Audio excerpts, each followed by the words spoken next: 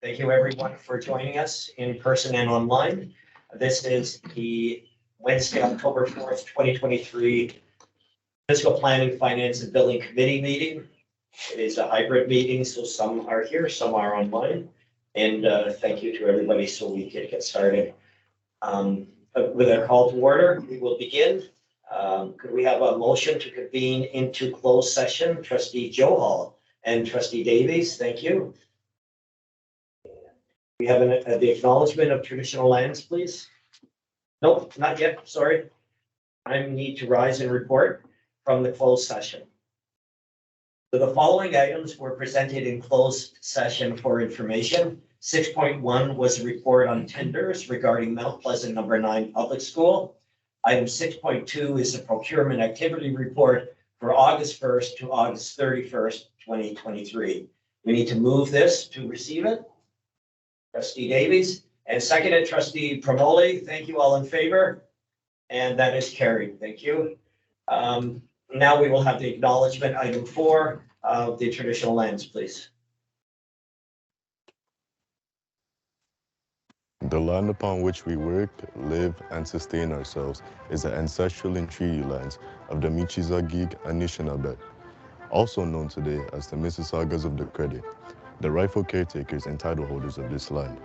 We also recognize the rich pre-contact history and relationships which include the Anishinaabe and the Ongwe Hongwe. Since European contact, this land continues to be home to Indigenous and non-Indigenous peoples. As responsible community members, we value the diversity, dignity, and worth of all people. Colonialism displaced and dispossessed Indigenous peoples of their ancestral land and continues to deny their basic human rights, dignities, and freedoms.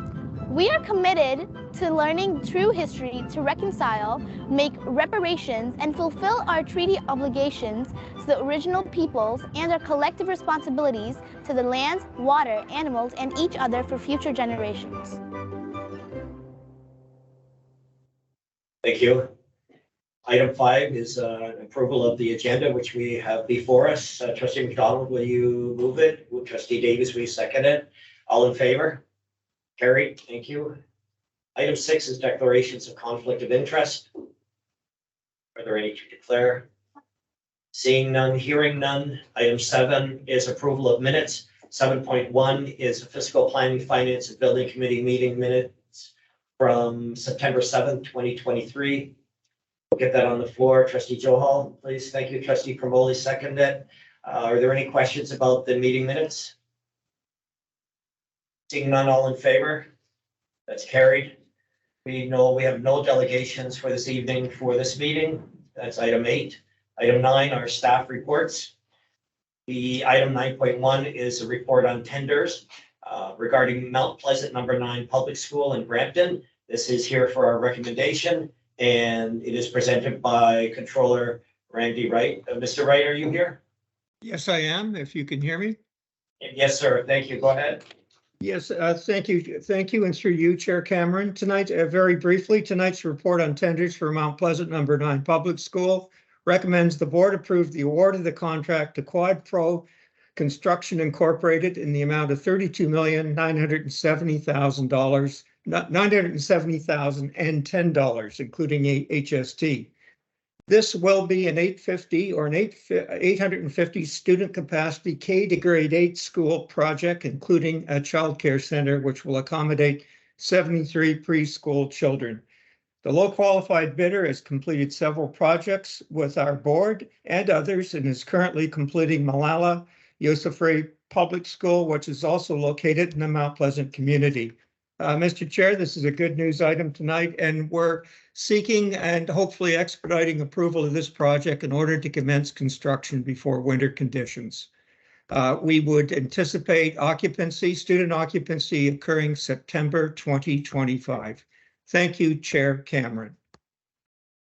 Thank you, Controller Wright. Let's move this. Trustee Davies, before your questions, let's move it to the floor. You will. Thank you. Trustee Johal, will you second? It's on the floor. Go ahead, Trustee Davies, with a comment or question. Oh, no, I was just going to say this was long overdue, and this is fantastic. Fantastic news. It's a great news story. We have been waiting for this for a while, absolutely. If there are no other questions, we can, it is here for our approval. The recommendation is that we approve this here. And it's been moved and seconded. All in favor of this approval? Absolutely. Thank you. That is carried. Item 9.2 is the application status update. This is presented by Zach DeThero. He is a planner and responsible for development, proposals and updates. And Zach, are you on the line? Thank you, Chair Cameron. This is actually Nick Gooding. Zach DeThero is having some technical difficulties right now. Oh, sure. Go ahead, Nick. Thank you. I'm here to cover for him. Excellent. Yeah, this is just the status report for development applications for the month of September, I believe. There's a few development applications for the Caledon Station area, which is currently going through a secondary plan process. Please let us know if you have any questions. Let's move this item to the floor for any discussion. Trustee Bailey? Thank you. We second that. Trustee Promoli, thank you. Are there any questions about the application status update? I did have one, but I've had it clarified. There is a section of the report where, at least in the Caledon area, developer has submitted for a proposal and there are no units listed. Like, it doesn't tell us how many housing units there are or what type they would be. And I just didn't recall ever seeing that, but I do understand that what that means is, as I presented the question earlier, that it is literally what the developer did, made application for development, but didn't tell the town how many units they would be building. But that will be forthcoming in time. That's correct. If there are no any other questions, all in favor? That's carried. Thank you, Nick, for filling in for Zach. No problem. Thank you. Excellent. 9.3 is a procurement activity report, also here for our information, presented by Wendy Dobson, Acting Controller of Corporate Support Services. Go ahead, Wendy. Thank you, and through you, Chair. The procurement activity report is for the period of August 1st, 2023 to August 31st, 2023. It's a small list this month, but I'm happy to take any questions you may have. Thank you. Trustee Joe Hall, will you move it to the floor? Trustee McDonald, second it. On the floor, are there any questions about the procurement activity report, item 9.3? Seeing none, all in favor? Here for our information, that is carried. Item 9.4 is the vandalism activity report, also here for our information, and also presented by Wendy Dobson, our Acting Controller of Corporate Support Services. Thank you, Wendy. Thank you, and through you, Chair, the vandalism activity report, there are 2 months. The first month that's being reported is for June 2023, and the second is for July 2023. You will notice that there is a significant increase as we start to move into the summer of the vandalism and activity that occurs going into the summer months. But I'm happy to take any questions you may have on both of these reports. Thank you. Let's move it to the floor. Trustee Bailey, please. Trustee Promoli, seconded. It's on the floor. Any questions? Trustee Joel? Yes, thank you through your chair, Wendy. Thank you very much for this report. I was just wondering, every time we see the big list of vandalism and incidents, and I was wondering if any investigation has brought forward any results or suspects were captured or something. The incident was resolved with the police. Through you, Chair. So yes, if we find that there are repetitive incidents at schools, we increase the security at that school. And generally speaking, we do tend to catch or the vandalism stops. One of the two occurs because they see the presence of the security in place. In most of these cases, and in a lot of these cases, a lot of them are broken windows, which occur over the summer because of the lack of presence at the schools as we move into the summer. We do have patrol that monitors our schools on a daily basis, but you know, they tend to see when security is coming around. So if we do find repetitiveness of incidents that do occur, we increase the security, and it tends to minimize or eliminate the continuation of any vandalism. Thank you. Are there any other questions? Yes, Trustee Benjamin. Thank you, through you, Chair. This is not a vandalism, I would say it's mischief on the part of young, maybe students in the area. I don't know if they belong to our schools, but this is a K-5 school. And I noticed that there are young people, and this happened even in my first term, where they were climbing onto the roof of the building on the huge planters which were in front of the school. And I think there is one section which there is glass, so it was reported. And I would say that our security is really very efficient. They found out what had to be done because the people in front of the school were complaining, and this was happening at night. Now, once again, this time I noticed that there's another group of kids who are coming there, and today's kids have such fantastic vehicles to move around, all those e-scooters, which are so fast. They keep going around on those in the play areas behind the school. And, there are parents coming in to pick the kids from daycare, after school programs, and some of them are seniors. And you know what? And they play basketball and things like that. I mean, it's good to play, but when there are people who have to cross the whole court, you have to go to the gym door to pick up a child, then I feel that there is a kind of a security problem there. Not security, more safety. So I did bring this to the notice of the security. However, I don't know what we can do, because once again, this problem of climbing up on the roof has started. And looking at these kids, I would say that they are maybe grade 7, 8, not high school kids. But they were there regularly, and then I was told that there is no, security cameras for K-5 schools. It's only for high schools that you have security cameras. So how do we get around this problem? Acting controller. So through you, Chair, if they are beginning to climb to school again, if that's a repetitive, then certainly we can ask security to add security guards in the evening to circle around more often around that school. With the scooter issue, I think that we could probably reach out to the principal of the school and probably collaboratively come up with some ideas of how to address the safety concerns that are. Thank you. Thank you. I would like to add a couple of examples that I have had in my schools where, for example, students were setting fire, not to the building, but a bonfire out away from the school. But the schools are in fields where there's open space, and farmers have called me and said, look, my crops are going to go, it's pretty dry. We need to stop that.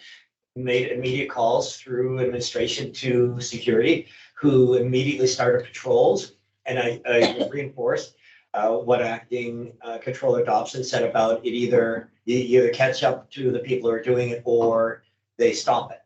And in this case, both of those things happened. These cases, both of those things happened where they were identified as to who was doing it, and they were asked to stay off the property unless they were coming to school. So it is an opportunity for us to work together with our security team to help students govern themselves more accordingly. But thank you, Acting Controller Dobson, for the vandalism activity report. It's been moved and seconded. All in favor? Oh, sorry. Through you, Chair. I have just a small question. I noticed in your report there's some schools that are listed multiple times. It's just day after day. So example of Greenbrier on the 18th, and then the 19th, and then the 24th or 25th or something like that. So it's just back to back. And then there's no cost. Well, there is one that's no cost, but then the rest has small costs, but still a cost. What happened in situations like that? What is going on there? So through you, Chair, sorry, is this out of the June report or the July? Sorry, I'm just. June. And I apologize, the school again? Greenbrier. Okay. So I do have an explanation for each of these, but to go into a little bit of detail. So we did receive reports of there being repetitive issues at that particular school. We did send out security. So it becomes a creative situation though, when we send out security and they see the timing of when security comes, right? They wait for security to leave and then, you know, an incident may occur after that, right? So then we change our times, right? So sometimes it takes a few incidents, unfortunately, to kind of change the pattern of our securities arriving versus the timing of the incidents occurring. So, or in some cases, we will actually plant securities within the school so that we can catch the incident before it happens or while it happens. And is it typically our students or just community members? Do we know? So through the chair, we don't identify. We don't. It's just if they are caught during the incident that occurs, then police are involved. Are there any other questions? Seeing none? Yes, trustee Joel. Just a small link. I don't think any suspect was ever caught. And I don't right, like, because they're never caught doing acts. Through the chair, absolutely they are. They are? They are. Okay. Yes. Yes. So in some cases, again, some of these incidents are one-offs. Some of them are repetitive. It's the repetitive ones that we tend to catch because again, strategies are put in place with security guards in order to catch during the incident. The whole point of this discussion is that they cause damage, we repair it. They cause, we repair it. I was just wondering if they do something. And through the chair, that's why when there's repetitive incidents that do occur, again, the strategies are put in place so that we can stop the incidents from occurring by catching. I have an example of that in my area where people were walking their dogs on school property, but then unleashing them. Right, and so dogs were running through this big parkland to them, but messing up the school property, and the children are going to run and play on it the next day. So I had calls about that. Again, I called security. They were able to intervene by meeting with him. They weren't laying charges. They were having a discussion though around this is, look at the sign. It says you cannot unleash your dog here. And please don't do it because, and we're asking for your cooperation. And it stopped. But security made multiple visits, different times, but it's sort of, maybe that's a different example because it's quite obvious. You have let your dog run. And so it stopped. But thank you. Are there any other questions? Seeing none, all in favor? That's carried. Thank you. Item 10 is communications, under which trustee motions for consideration. There are none. And item 11 are trustee notices of motions, of which I have received none. And before we get to adjournment, I'd like to wish everybody happy Thanksgiving because we have an opportunity to give thanks this weekend for lots in our lives, I suppose. Item 12 is adjournment. We'd like to adjourn, so we'll have trustee Davies and trustee McDonald, and all in favor. Thank you, everyone online and in the room. Have a wonderful weekend coming up.